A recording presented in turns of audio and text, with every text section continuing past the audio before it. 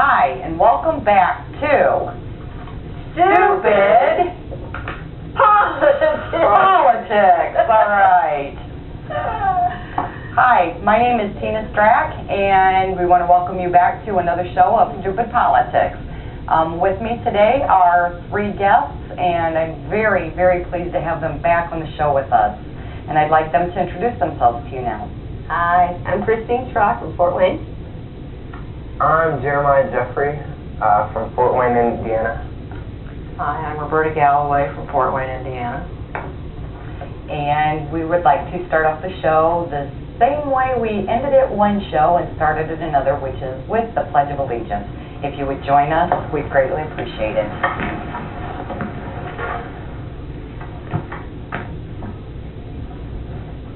I pledge allegiance to the flag of the United States of America and to the republic for which it stands, one nation, under God, indivisible, with liberty and justice for all.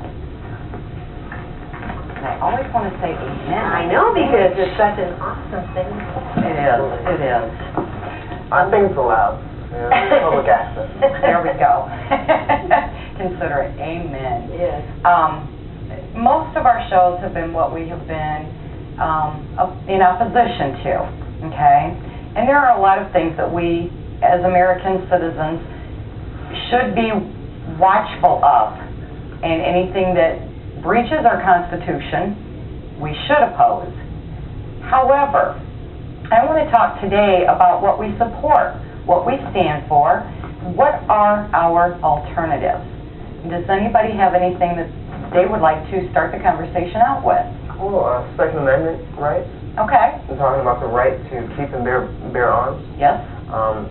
There's been a case brought to Congress about D.C. gun laws and whether the rights for states to form militias apply to Washington, D.C., which is a city but not a state, and how they've restricted gun ownership from the citizens of this nation's capital, Okay. Washington, D.C.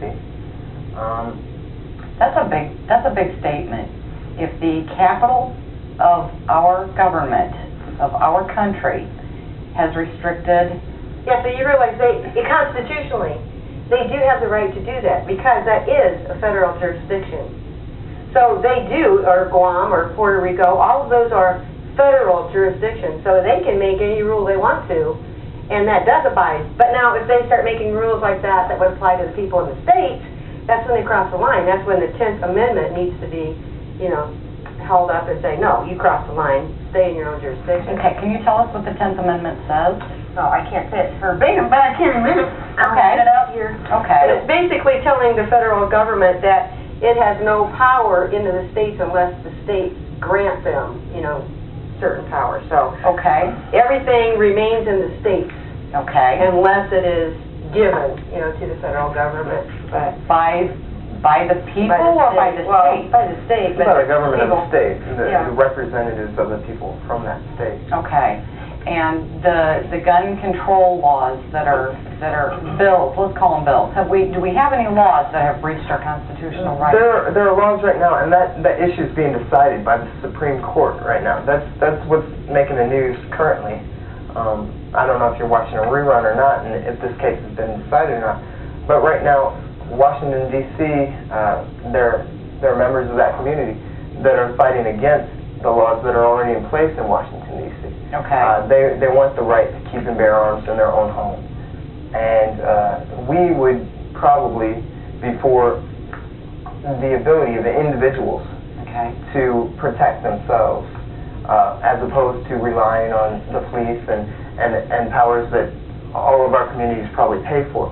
So the Supreme Court's looking into the intent, what the founders meant when they wrote about states have the right to form militias and keep and bear arms. Okay. Under that, there's lots of interpretations going on. There's Mayor Paul Helmke, or ex-mayor of Fort Wayne Paul Helmke, works for the Brady Commission, and what they do is they look at cases where they can probably, improve the gun laws in their direction, which would be more legislation, more restrictions. They are the ones in charge of the 5-day waiting period, the restriction on handguns, and it has to be a long rifle, the assault weapons ban. That's all the Brady Commission right there. And right now, like, top guy in the Brady Commission is our ex-mayor, Mayor Paul Humke. He was mayor of Fort Wayne for quite a while when I was growing up in high school. I used to go to school with his girls, and they're a very great family. But our movement is quite a bit in opposition to some of those activities. We believe more in the rights of the individuals to defend themselves. Right. We believe that, well, at least I personally believe that if every woman in this country had a gun in her purse, we can cut down on rapes by quite a few cases, because if they knew how to use them too. Yeah. We have a lot more eunuchs too. in my experience, most of the criminals that would commit heinous acts such as that are cowardly in nature. Absolutely. The only reason they do things is a power thing with some of these people. They can't find power or control in their own lives, and so they feel like they need to take that from someone else. And someone weaker, someone smaller. Right, but I've always believed that, you know, putting a gun in everyone's hands is a great equalizer. Not Wild Wild West style. Right. But, you know, if everyone controlled their own destiny in that way, we would all feel quite a bit more safe and secure. Well, I think our schools would have been safer if teachers had guns and people that in positions could protect. And there are the a lot of opinions about gun laws. Some of them are good. The 5-day waiting period, I wouldn't have a problem with that. I don't, why would I? And that's one case. How about registration, gun registration? Would that be an issue? Let me say it like this.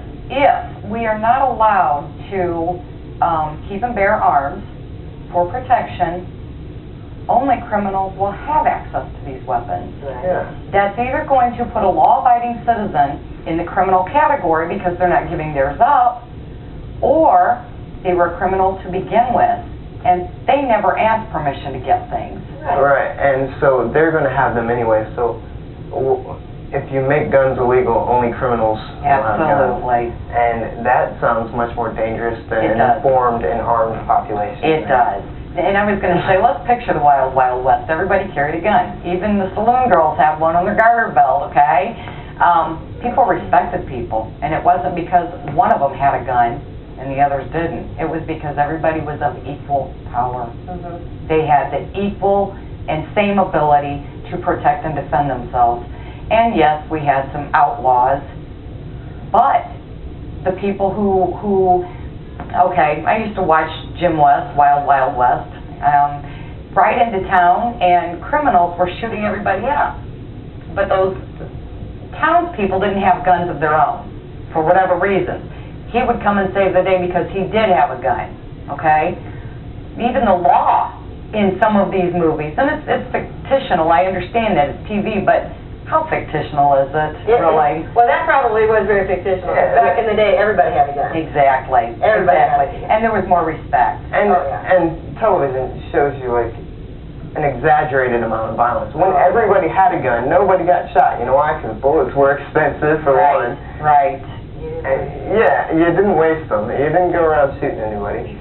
You know, and back then, bullets were expensive, alcohol was expensive, and people respected their neighbors. They cared for each other. They didn't believe in, like, some huge entity called the federal government that was going to take care of all their needs. They looked to their neighbors for help. They looked inside their community. Right. And they worked within the businesses that exist. That might be a...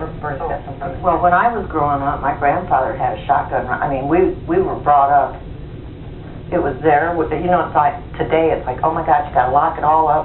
You put a gun here, your bullet's there. I mean, it's not going to do you a lot of good. But we were brought up to respect that gun and what it was used